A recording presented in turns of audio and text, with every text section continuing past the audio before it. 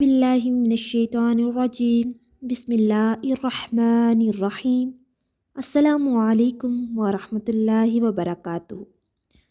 اگر آپ ہمارے چینل پر نیو ہیں تو ہمارے چینل کو سبسکرائب کر دیں، بیل آئیکن کو پریس کر دیں تاکہ ہماری آنے والی ویڈیو آپ تک بآسانی پہنچ سکے۔ ہمارا آج کا ٹاپک ہے توبہ کا بیان۔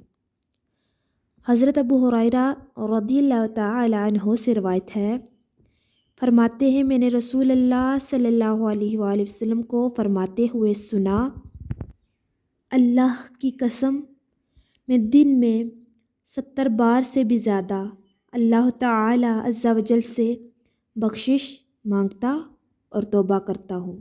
سبحان اللہ۔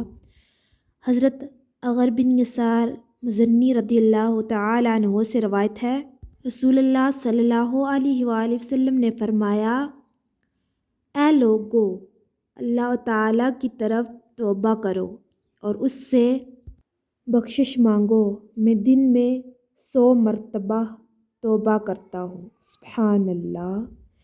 رسول اللہ صلی اللہ علیہ وآلہ وسلم کے خادم حضرت ابو حمزہ انس بن مالک انصاری رضی اللہ تعالی عنہ سے روایت ہے، آپ فرماتے ہیں کہ رسول اللہ صلی اللہ علیہ وآلہ وسلم نے فرمایا، اللہ تعالی عز و جل اپنے بندے کی توبہ سے اس سے بھی زیادہ خوش ہوتا ہے جتنا کوئی شخص جنگل میں اپنا اونٹ گم کر دے اور پھر پا لے۔ اور مسلم کی روایت میں ہے، جب بندہ اللہ کی بارگاہ میں توبہ کرتا ہے تو اللہ تعالیٰ اس کی توبہ پر اس شخص سے بھی زیادہ خوش ہوتا ہے جو کسی بیابان جنگل میں اپنی سواری پر سوار ہو، اچانک سواری چھوٹ کر بھاگ جائے جبکہ کھانے پینے کا سامان بھی اس پر ہو۔ مایوسی کی حالت میں وہ ایک درخت کے پاس آ کر اس کے سائے میں لیٹ جائے۔